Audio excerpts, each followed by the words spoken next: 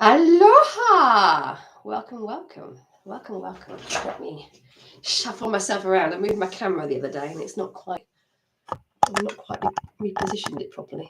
Ugh, woe is me. So welcome to this Empower Hour. Today we are going to be looking at setting your income goal and releasing the resistance around that, but also becoming very conscious of the pitfalls that we can stumble into, often unwittingly, that can completely derail us achieving our income goal. So first off, Jenny, hello, my lovely. So first off, I'm seeing you later. You can't get enough of me. So first off, let's think about setting an income goal. Now, when you set an income goal, you can do it either a monthly goal or you can do an annual goal. It doesn't really matter. But what I want you to be conscious of is that the goal should be big enough to cause your ass to grab your chair just a little bit, but realistic enough so that your subconscious just doesn't go, oh, that's just not realistic, we can't do that. So to give you an example, if you are currently earning, I don't know, 20K a year, and you set an income goal to hit 1 million by the end of next year, that is so big that I'm going to go out on a limb and say that it doesn't make your ass clench your chair. Because it's so big, your subconscious has gone completely unrealistic. And so it loses its scariness. It loses that kind of feeling you can get inside you when you set yourself a goal. So I want you to be very mindful of that. It needs to be realistic enough so that it stretches you. You don't want something that it's just a pound more than you want at the moment. It wants to stretch you. It's called a stretch goal, choosing the title. But it wants to be big enough to cause you to go, I am looking for you to be triggered in some way. I am wanting your body to go, that's a bit scary because actually, I might actually be able to do that. If you go too big, that won't happen. And the reason I want it to trigger you a little bit is I want it to bring up the resistances. I want you to feel it physically so that you can start to get curious about that without judgment. Get curious about it and start to analyze those resistances, start to bring them out into the light so that you can acknowledge them and then let them go. If you don't trigger it, you're not going to find it. So I am wanting a deliberate trigger here. Now, once you've set your income goal, and just actually, there's another way you can do the income goal. If you do want to go big, but when you do, nothing gets triggered, you can set yourself a stepping stone goal. So for instance, if you're on 20K a year and you want to be on 120K a year, but that's, for whatever reason, that's not really triggering you, set a stepping stone goal of, say, 50K a year. So you're not limiting yourself. You are sort of saying to yourself, this is my grand goal. This is where I am. This is my grand goal. But because that's so far away, it's not triggering me, I'm going to set myself a little stepping stone goal, which is nearer and probably, hopefully, more triggering. So maybe 20 to 50 is still too big. Maybe 20 to 40 is big enough, but doable. And you get a little bit of resistance coming up there, but you don't have to discount this goal. You just say to yourself, this is my stepping stone goal. So hopefully that makes sense. Dream big. But I want that resistance to be triggered. Now, there are four 4 things. There are 4 main kind of resistances or pitfalls that I'm now going to ask you to be conscious of, so that if you find yourself stumbling towards one, you can clock it and skillfully sidestep it without getting hooked up in a rope trap or anything like that. I don't know why, but Indiana Jones and Temple of Doom is coming to mind. We don't want that. Wouldn't mind a bit of Indiana Jones, but we don't want the big rolling stone that's going to squish you. So, in no particular order, these inner resistances or potential pitfalls are past events. And by past events, I'm talking about things that have happened in the past, obviously, but specifically in terms of you achieving past goals. Now, I touched on this in one of the earlier Empower Hours in terms of goal trauma, where you've set yourself a goal in the past, and maybe you've told lots of people you're going to achieve it. Maybe you've like really believed in it, and maybe you've sunk everything you've got into it, and then it didn't work. You didn't get it. And then there's the shame, and there's the humiliation, and there's the embarrassment, and that's like despondency and all the really shitty feelings that goes with that. And when that happens, your subconscious clocks it, and it's going to go, okay, so if I set myself an income goal, then I may not do it. And when I haven't done that in the past, it's been really, really painful. And remember, your subconscious's job is to look after you, it's to keep you safe. So in its little head, it's going, well, okay, to keep her safe, or to keep him safe, let's not set an income goal. Or let's set one that's way too big and we know we can't do it. Or let's set one way too small, because it's trying to save you from those really shitty feelings that you went through before. Because when you experience those shitty feelings, you will have made that mean something about you. I'm not good enough. I can't do it. Only special people can do this. I'm clearly stupid. Whatever it might be, you've made it mean something about you. So past events is something that absolutely needs to be taken a look at. And it doesn't just have to be past events in terms of goal achievement and goal setting. It can be times in the past where perhaps you've experienced something yourself, or you've witnessed someone else experiencing something around the thing that you say you want to achieve, and it's not been very pleasant. So now you've got this evidence from the past that achieving that thing brings something not very nice with it, which again your subconscious will have clocked, and it will be thinking to itself, oh gosh, well, if I allow her to, her or him, them, they to get this, that unpleasant thing is going to happen, and that's not safe, and so it will sabotage you. So past events is very key. And actually part of the past events in terms of the goal achievement, one of the next resistances or pitfalls is big goals. By that, it's a little bit different from the setting of a big goal and not achieving it. What I'm talking about when I'm talking about big goals is the fact that in order to get that big goal, you are going to have to be someone that you're currently not. And what I mean by that is that who you are now, your identity now, has got you what you've got.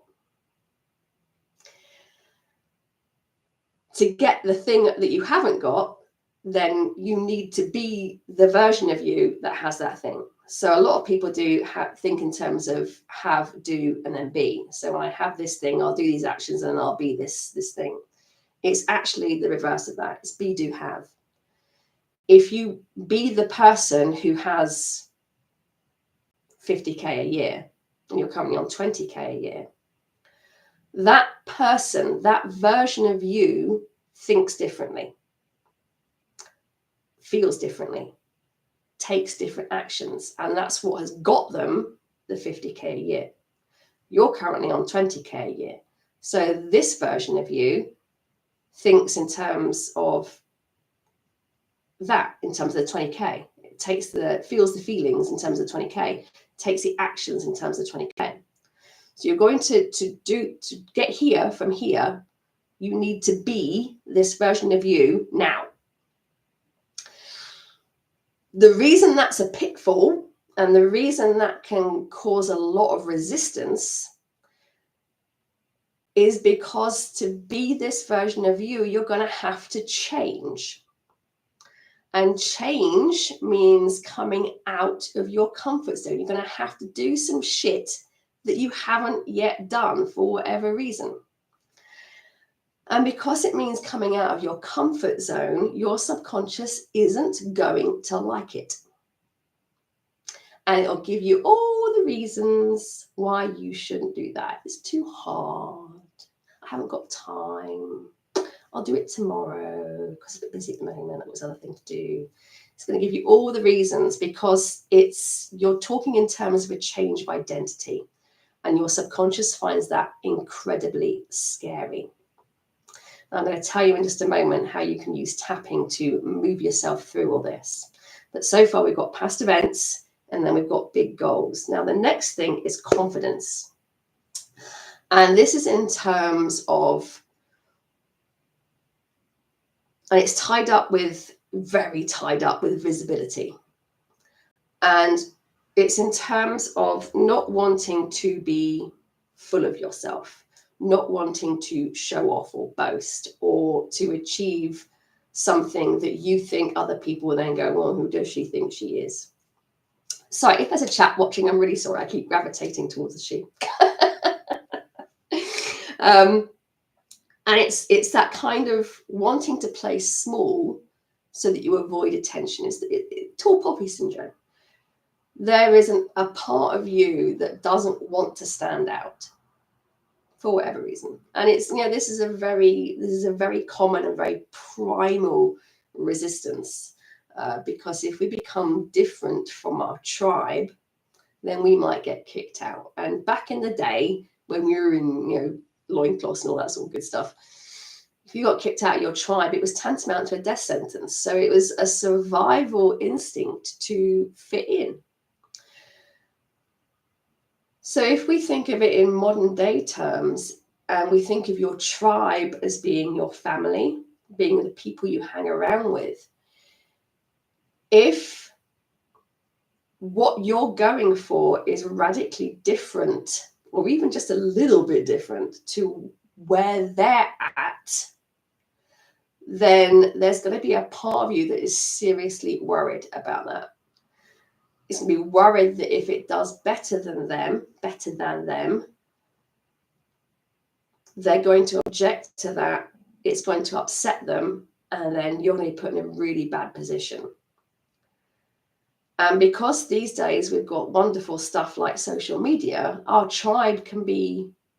perceived tribe can be much bigger. There might be one of the most common things I work with entrepreneurs around is that they want to post more on social media in terms of their business, but they're scared. I mean, they don't know these people, but they're scared about what someone might say because they feel like they're tall poppy syndrome. They feel like they're standing up and being visible, and there's something about that they're just finding really, really scary. And actually, this is, we can make a huge vow when we're younger, particularly if we've experienced times in our past where being visible has been dangerous. We're going to carry that with us. And by that, I mean, if you were part of an interesting household where you were safer to stay small and quiet than to stand up and make a noise and question or be seen. And that if that happened, maybe you were hit, maybe you were shouted at, I don't know. but something happened that taught you that being visible wasn't safe. And so you can make this big vow that, and without even realizing that, you're just never going to put yourself in that position. And again, your subconscious is watching all of this, it's learning all of this, and it's saying to itself, oh gosh, being visible isn't safe. And so it's going to actively stop you from being visible, even though logically and rationally, you know that being visible is absolutely key for the growth of your business or whatever it is you want to achieve. It'll be that kind of scenario where you keep meaning to do the thing and never do it. And then you say stuff like, I don't know why I can't just do it. I don't know why I can't just post on social media more. I don't know why I can't just do a live or a video or whatever it is. It's because your subconscious is thinking that being visible is extremely unsafe. Again, based on past events. Past events are just really, really key. So you have this drive to keep yourself small and not stand out in order to protect yourself. And that, if you're not consciously aware of why you're doing it, it can be so amazingly frustrating. And that's when we start to beat ourselves up. That's when we start to get ashamed of ourselves. I should be able to do it. I shouldn't let it stop me. I can't believe I'm not. And it's just shame, shame, shame, and beating up, which, as someone who's done a lot of beating herself up, doesn't work. I can't think of one time where I've been able to beat myself up enough to take the action. And yet we just keep doing it. And there's this conflict. There's this real battle inside us where one part is going, I must do it. I want to do it. We need to do it. And the other part's going, no, no, no, it's not safe. And the latter part, that it's not safe part, is coming from your subconscious. And your subconscious is a 95% shareholder of this real estate. And as a result, it's going to win every single time. So there needs to be an element of getting curious about it, being respectful of it, accepting it, because look, it's there for a reason. And back in the day, this strategy of not being visible kept you safe. And I know it kept you safe because you're here watching me. You're still here. So it kept you safe. It's a strategy that worked back in the day. But as time goes on, it becomes maladaptive. By that, I mean, it's not working as well as it used to, because now it's actually stopping you from achieving the stuff you want to achieve. So past events, big goals, confidence. And the fourth one is consistency. This is one of the things a lot of people come to me and say, I just wish I could be more consistent. Just wish I could keep taking the action, because we all know that consistency is key in anything that we want to achieve. And then we don't understand why we can't be consistent. I mean, New Year's resolutions, as we're fast approaching that time. I can't believe it's December soon. But as we're fast approaching the time of New Year's resolutions, that's just one of the most prime examples of where we make a conscious decision to take this consistent action. It works for 2 months, maybe, and then we just fall back into what we used to do before that. We struggle to keep up the consistency, and this is linked to a couple of things. The first one, which is very much tied into procrastination, is that the thing you have consciously decided that you want, so in this instance, that's an income goal, you have consciously decided that you want this income goal.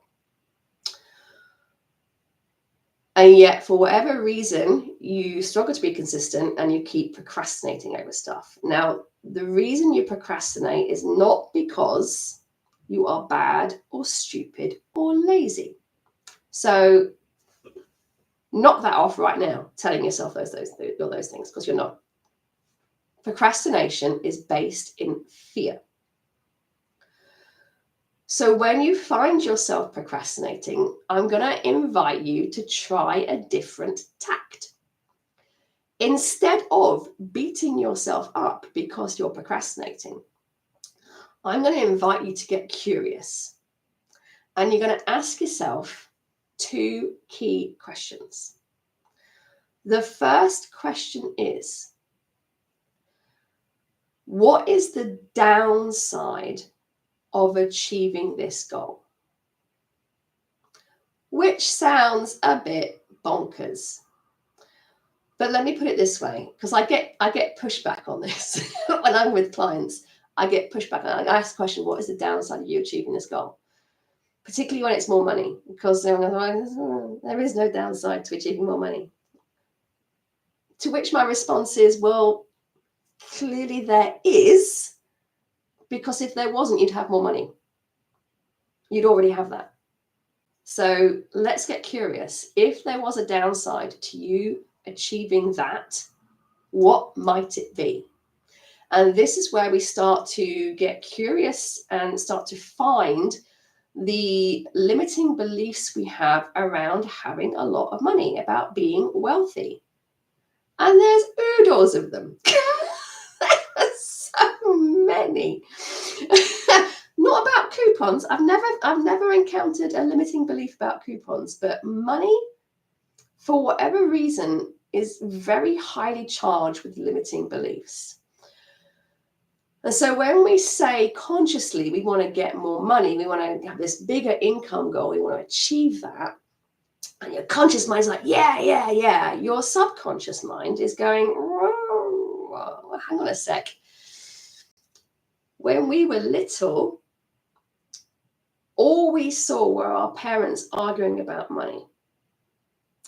So we made the decision that money causes conflict.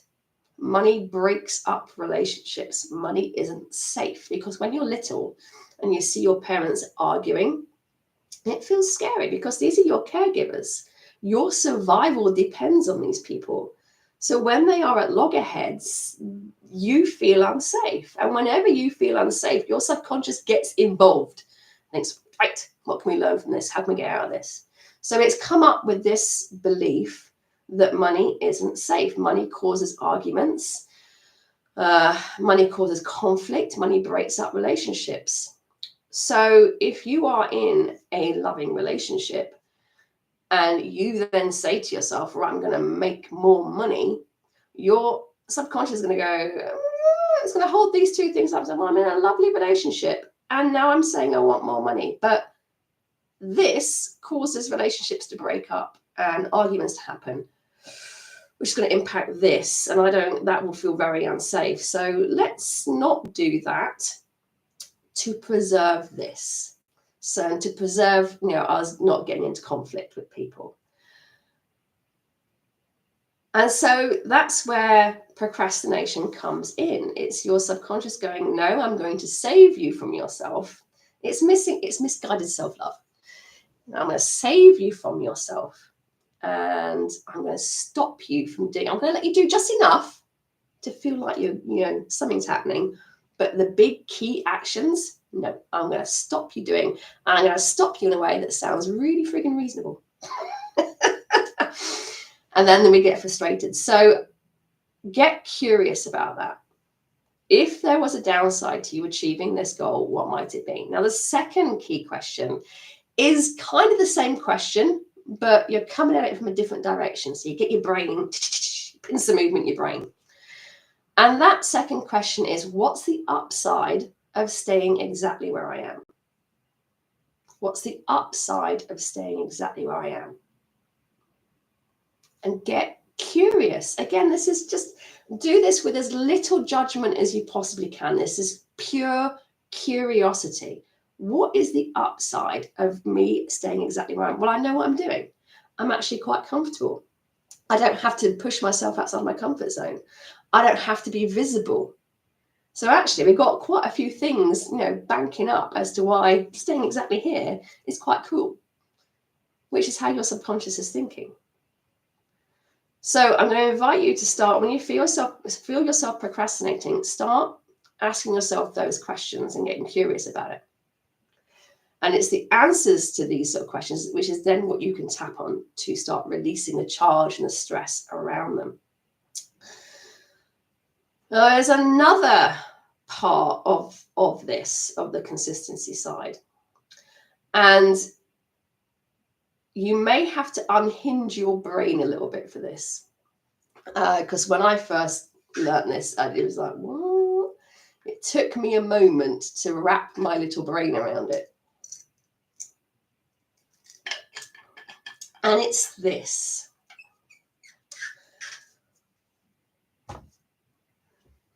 As humans, we have a habit of thinking we're broken. We have a habit of saying to ourselves, if I can just fix this thing, then I can get this thing. And so we talk ourselves into the fact that we don't think we're whole. And the reason we think we're broken is because maybe we struggle to achieve the thing that we want.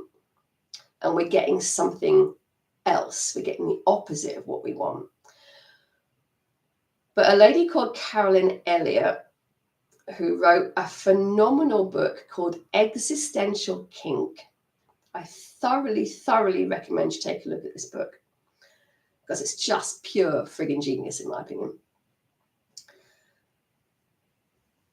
The key phrase I heard from her was, having is evidence of wanting. And I'm not going to lie, I got a little bit triggered by that. A bit of tapping to get myself out of that. Having is evidence of wanting.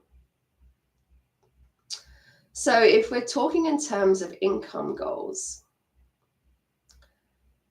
having lack and scarcity is evidence of wanting. Because if you didn't want it, you wouldn't have it. It's the same theory as what's the downside of having more money? If there was no downside, you'd have more money. Same kind of theory. Having is evidence of wanting. Now, that is very non-judgmental. Please don't get judgy with yourself about this. Get super curious. Having is evidence of wanting. So I want you to think in terms of, every coin has two sides. We've got yin and yang. We've got masculine and feminine. We've got light and dark. We've got conscious and unconscious. We've got our light self and our shadow self, which is the unconscious and the conscious. And I want you to, that's a bit strong. I invite you. I want you. I invite you. I invite you just to get super curious about this. And if you are experiencing lack and scarcity, allow yourself to consider what you're getting from that. So I'm going to give you a couple of examples because this is a bit of a brain fuck, technical term. I found it a brain fuck anyway. There's a young lad, and I've taken this directly from Existential Kink because I just think it's a great example. There's a young lad called Alex, early 20s. And Alex has an unconscious desire to be looked after. Maybe he didn't feel he got that as a kiddie. I don't know. But he's got this unconscious desire, and it is so deeply unconscious that if you were to say to him, Alex, you're unconsciously desiring to be cared for, to be looked after, he'd probably deny it. He's like, are you fucking crazy?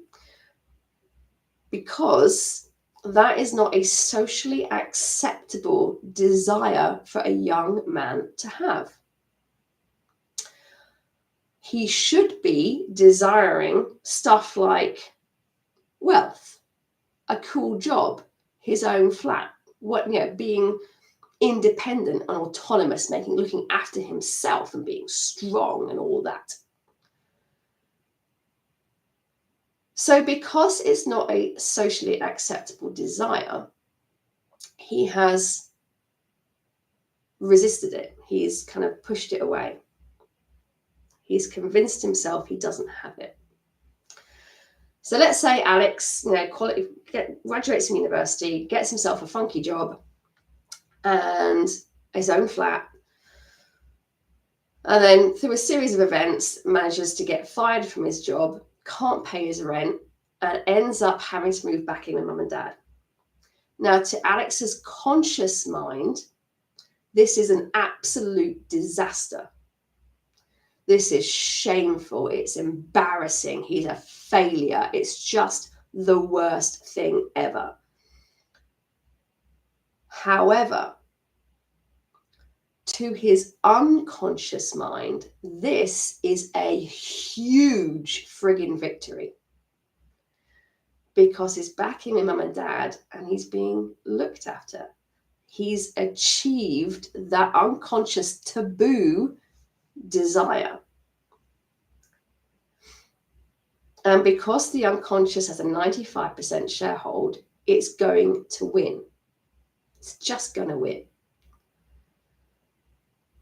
And until Alex can take a look at that and get curious about it and start to acknowledge the kind of taboo, I'm going to say taboo, the taboo enjoyment he gets from that unconscious desire being fulfilled, he's going to keep resisting. He's going to keep pushing it away, and it's going to damage his confidence, and it's going to keep derailing his efforts to achieve what he wants to achieve. Because there's, I'm sure you've had the term, what you resist persists. As long as he's resisting that, it's going to hang around. It's going to persist. By getting curious about it, bringing it out into the light, and allowing himself to accept that it's there, and even allow himself to find an enjoyment in it. I know it sounds bonkers, but even allowing himself to find enjoyment in it, he's not resisting it anymore. So I like to think of it in terms of, if you've got a teenager, and we've all been teenagers, so I think we can probably, even if we haven't got a teenager, we can probably get this. If you tell a teenager they can't do something, they're going to walk over broken glass to do the thing that you just told them they can't do. If you go, actually, that's fine, go ahead, I think that's a great idea, they're not going to do it because suddenly they've been given permission to do it and it's suddenly not fun anymore. It's the same theory here. So when I did this myself, I had a really long think about this, about the times that I'm in lack and scarcity. It's like, what am I getting from that? Where is the enjoyment for me? Like, what am I getting off on with lack and scarcity? Because something's happening. Otherwise, I won't be there. And one of the things, actually, there are two things that came up for me. The first was actually very similar to Alex, was that when I throw my hands up in the air, oh, I haven't got enough, loved ones rally around me. Oh my God, we're here to help you. And I get attention. I get attention. To give you some background on this, I'm an only child. It's all about me. I also grew up in a pub. So although my parents were technically there, they weren't there because they were working all of the hours in the pub. And I'm an only child, so I had to do, make my own entertainment, as they say. So maybe for me, when I was younger, attention was something that I craved and wasn't getting enough of. Now my subconscious, my unconscious, my shadow self has realized that when I'm in lack and scarcity, I get attention. And that's my taboo secret desire, which is what is keeping me or dragging me back into lack and scarcity as long as I'm resisting it. The other thing I thought about in terms of this was the excitement of being in lack and scarcity. Suddenly there's the hustle, there's the doing things, and the, that kind of, you feel you're physically, so you get that. Yes, it's very anxious, but it's only anxious because of the context I'm giving it. The next time you feel anxiety or fear about something, I'd like you to really notice the physical feelings of that. So stuff like quickened pulse, rapid shallow breathing. Notice how, your body feels. Really notice how your body feels. Because if you think about it, I might be sharing too much now, I don't know. But if you think about that kind of physical reaction, you also get, or you can get, when you're having sex. Your breathing starts to quicken, and your heart starts to race. Or when you see someone you really fancy, you get that, there's that sort of butterfly kind of thing. It's the same feeling. I mean, anxiety and excitement are the same chemical feeling, the same chemical release, exactly the same. But we are approaching it from two different directions. So the physical feeling we're having is actually exactly the same, but it all depends on what we're making it mean. It all depends on whether we're telling ourselves this is a bad thing or a good thing. What happens if you take the context away? It's just a physical feeling. And it only means what you tell yourself it means. So the excitement that I can get when I'm in deep lack and scarcity, I'm thinking, holy fuck, I'm not able to afford my rent. That at the time is like, holy shit, this is terrible. And I'm calling it anxiety. But it's only anxiety because I'm calling it anxiety. It's actually the same physical feeling as excitement.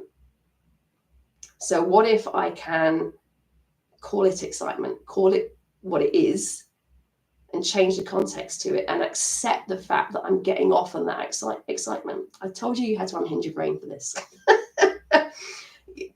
Don't worry if this is confusing the hell out of you. Confusion is actually really, really good, because it means that the neural pathways have been altered slightly. You've just kind of broken an established neural pathway, and now it's trying to find a different way through. So confusion is nothing to be afraid of, nothing to be frightened of. It's actually really cool. It shows you're learning something. So if you are feeling confused by this, don't worry. I would recommend you re-watch this.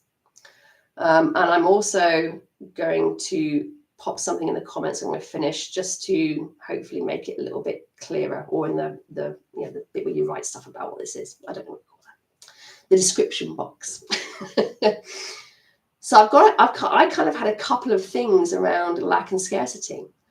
And by allowing myself to actually acknowledge that and bring it out into the light and be conscious of it, and I allow myself to have that, it just takes the resistance out of it. There's a really good quote by Carl Jung, which I'm probably going to butcher because I butcher it every time. Let me see if I can get it right. Until you make the unconscious conscious, it will continue to rule your life, and you will call it fate. What I'm inviting you to do with this is to start getting curious about this wanting, having as evidence of wanting. Get curious about what your taboo desire is that is in the opposite of the thing you consciously say you want. Get curious about it. And start thinking in terms of there's nothing to be ashamed of. Because this is one of the big things that's causing it to be resisted, is there's part of you saying, I should be ashamed of this because it's not the socially accepted norm. Think in terms of sadism and masochism. Some people like to be tied up. You think of bondage and that sort of stuff. And as long as it's consensual, there's actually nothing wrong with it, and they get off on it. But mainstream society says this is taboo and it shouldn't be done, it's wrong, and you should be ashamed of yourself. But is it really wrong if it's two consenting adults and they're enjoying it? And it's that kind of, it's that consensual enjoyment of something taboo. I don't know if this is making sense or not. If this is making sense, give me a "it's making sense" in the chat box. If you are completely bamboozled by this, just type "what?" But I will try and break this down a bit more clearly in the description box after this. And if you're finding yourself getting triggered by this, good. Yay. Because when you're getting triggered by something, it's showing you that something is there to be healed. So let's do a little bit of tapping. So the reason you've got, the past events, the big goals, confidence, and consistency. These are the four main sort of resistances or pitfalls you can fall into. Now, by setting a goal that triggers you a little bit, you're already getting an insight into what it is you have to tap on.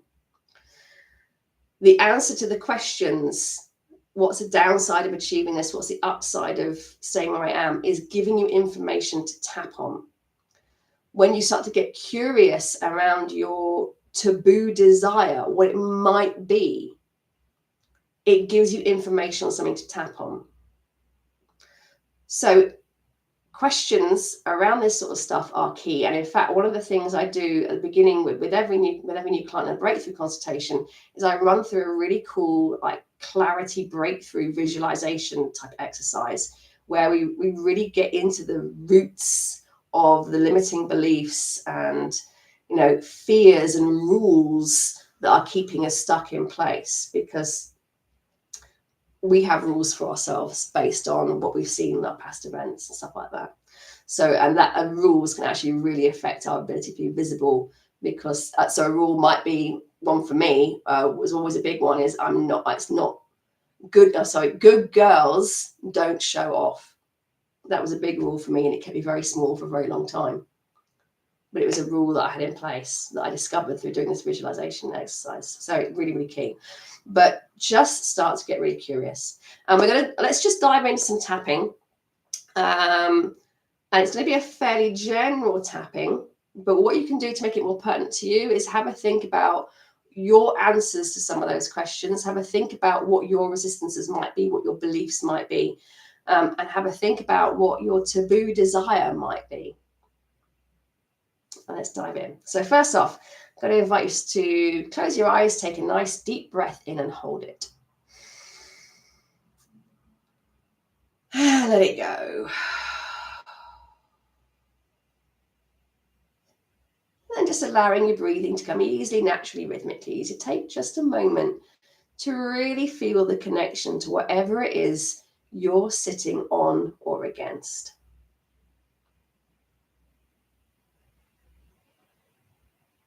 Just becoming aware of where it connects with your body.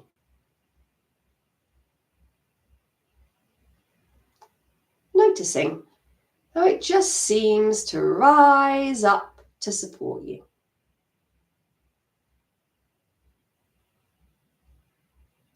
And as you allow yourself to sink into that support just a little bit more now, I'd like you to think of an income goal. And as you think of that income goal, I'd like you to notice how your body is responding to it. Just becoming aware of any knotting, maybe in your solar plexus, any tightening of your stomach. Maybe there's a bit of a pain going on in your head, or maybe something else.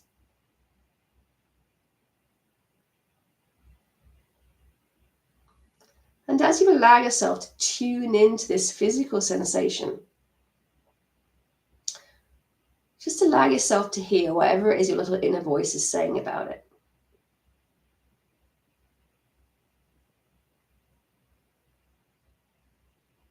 Take a moment to see any thoughts, memories, or images that are coming up around it. Even if they seem completely disconnected, just allow yourself to get curious.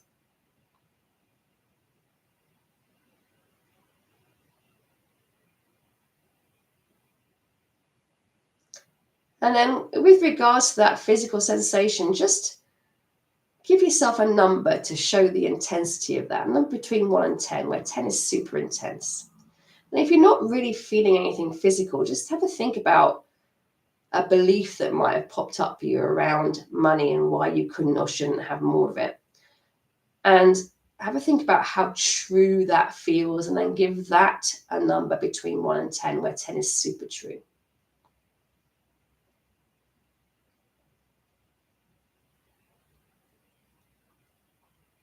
And take a nice deep breath in and hold it. Let it go. And then opening your eyes. And you're going to tap where I tap and repeat what I say whilst holding in your head whatever it is that came up for you, or whatever it is you feel in your body. And if you need to change any of my words to suit yourself, please do so. So repeating after me, even though I have this goal. And honestly, it just feels too hard. I can't achieve that. I'd like to achieve it, but I just can't. I'm not special enough. And I choose to accept myself anyway. Even though I have this income goal. But when I think about it, my body reacts. My inner voice goes nuts. And I just don't think I can do it. I've tried to do it in the past and it hasn't worked. And I don't really want to go through all those feelings again.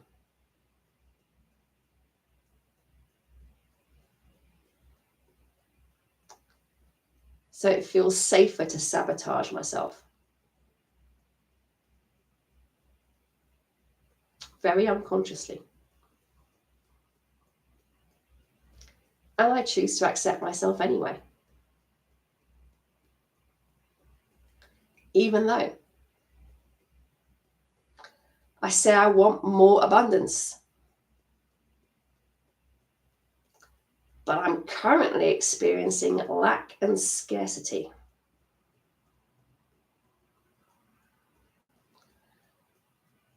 And I'm open to the possibility that there is some taboo and unconscious desire for that.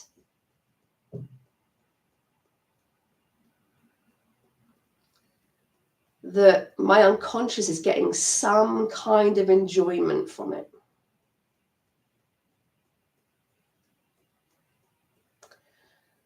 And the thought of that absolutely horrifies me. I should be ashamed of myself.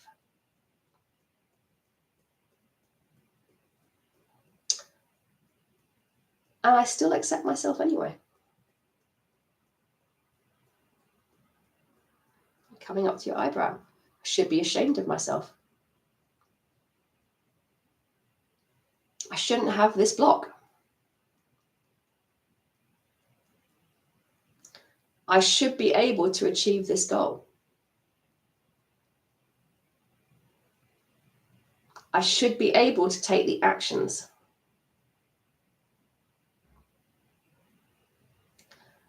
And when I don't, I should beat myself up. I should be absolutely mean to myself. Because it's just silly that I can't do it.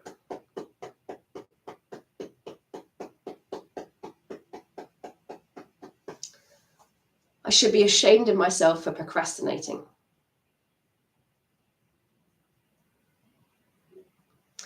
And I should be ashamed of any taboo desire I have. For lack and scarcity.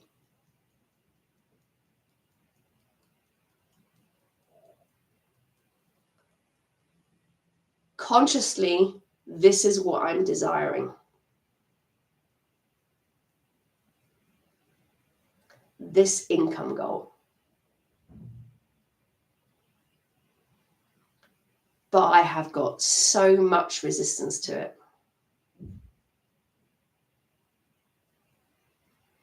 Resistance from past events.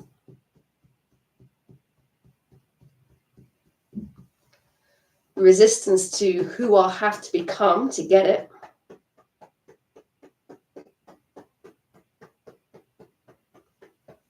Resistance to having to be visible.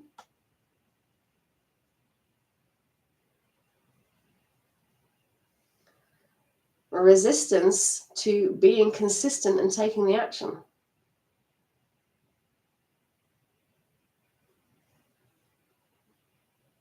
And I know this resistance is there.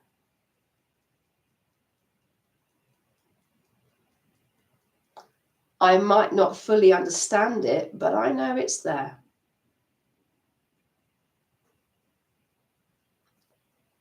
And I've been giving myself such a hard time for it.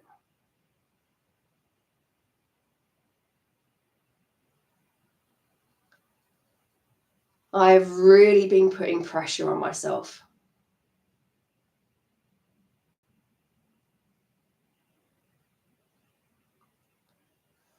And I'm open to knocking that off.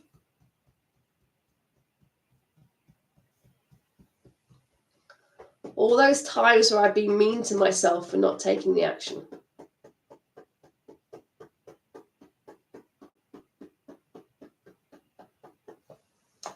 I'm so sorry.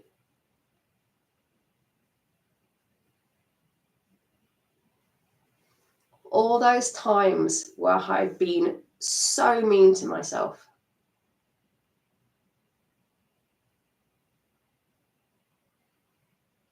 Because I thought I had to be. Because I thought that would move me forward.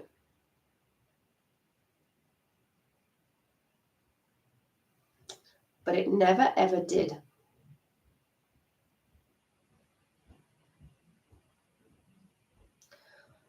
And even if it did work, I just felt awful.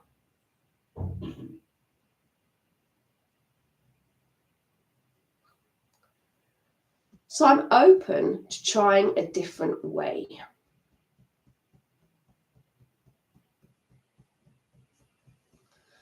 I'm open to getting really curious.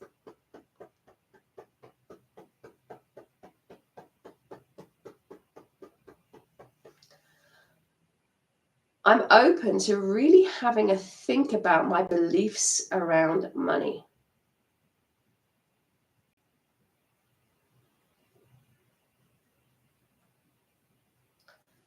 I'm open to getting curious of the downsides to having it.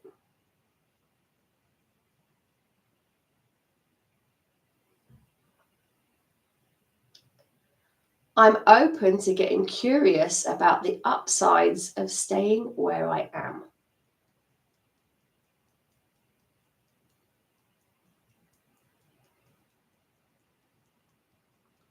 I'm open to hearing whatever it is my inner voice is saying.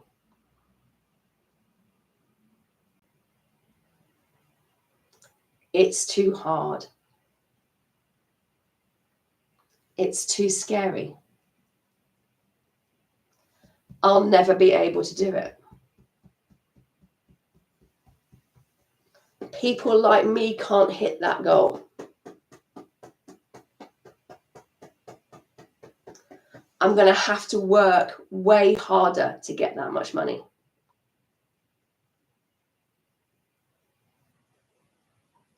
I'm already exhausted. I'm going to have to exhaust myself more, and I don't want to.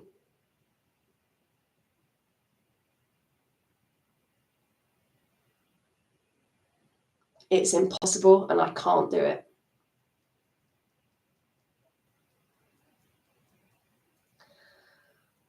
All these things I think I shouldn't be saying to myself.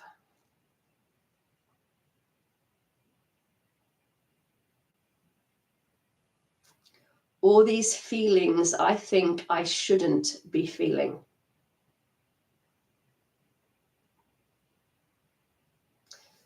But the reality is I am.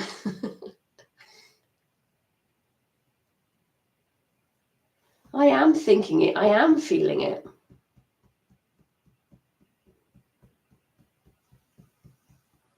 And what if there's nothing wrong with that?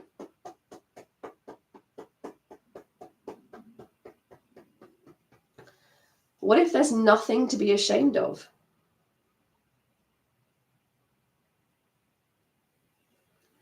What if I'm just being human?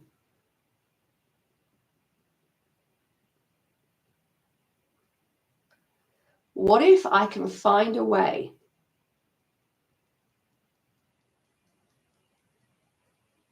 to accept that secret, unconscious, taboo desire for lack and scarcity? What if I can just make peace with the fact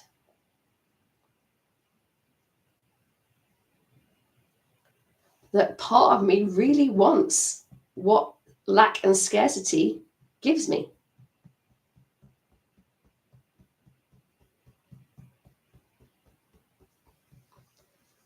That enjoyment part of me gets from it.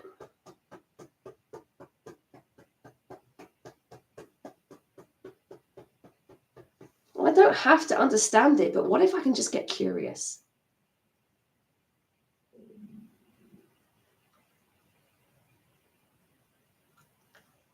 And I honor the part of me that thinks that's just too dangerous.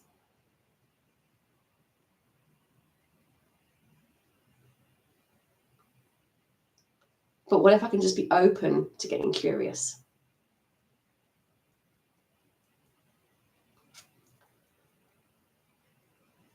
What if it's safe to release these blocks?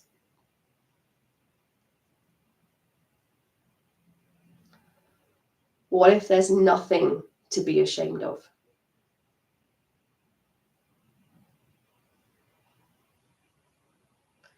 What if I can do it?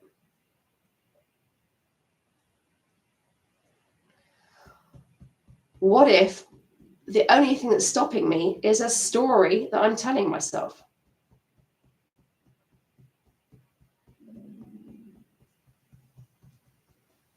All this stuff I tell myself about money, it's a story.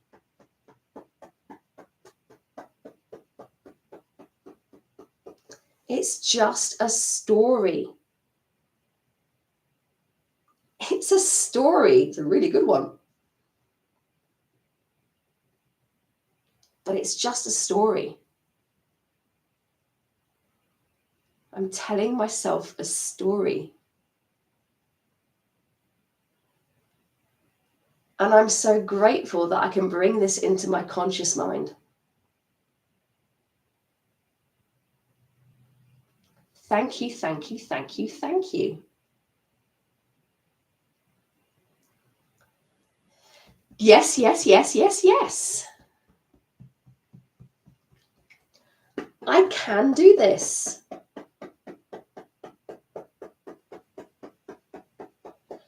And I'm open to getting curious about it. Beautiful. Take a breath. There you go. just have a little check-in with yourself. Whenever you do tapping, you always start off with giving yourself a number and then checking with yourself at the end of the tapping to see what's happened with that number. Now, for information on what happens to the number means, you can check out some of the, oh, hello, Bridget. You can check out some of the other videos in my YouTube about what to do when your numbers go up, down, sideways, so the same. But that's how you're going to track your progress. And just start to bring this into your daily routine. Allow yourself to get curious about what it is that's stopping you and getting in the way. Allow yourself to get curious and conscious of what your potential pitfalls might be, so that when you almost stumble into them or stumble into them, you can then use EFT to get yourself away from them and out of them. So any questions, as always, give me a shout, info@claire-turner.com, and Claire's got everything in it, CLAIRE. I will pop a little thing in the description, a bit more explaining about what I was talking about earlier, just to try and make it a bit easier. Sometimes I find it easier to read stuff, it sinks in a little bit more, so I'll pop that in for you. And I've got a 7-day abundance activation challenge starting on the 4th of December. If that is something you are interested in and you're not yet one of the many people who have signed up to it, please let me know. Drop me a message. I'm not doing any paid advertising for this. It's really mainly just my mailing list and people who follow me. So if that's of interest, please do give me a shout. It will involve a morning ritual and evening ritual and some resistance release tapping as well, and me keeping you accountable. So that's of interest. You want more information, give me a shout. I'll send you the link for that so you can find out a bit more. So hope that was useful, and I will see you in a couple of weeks' time. Doodles.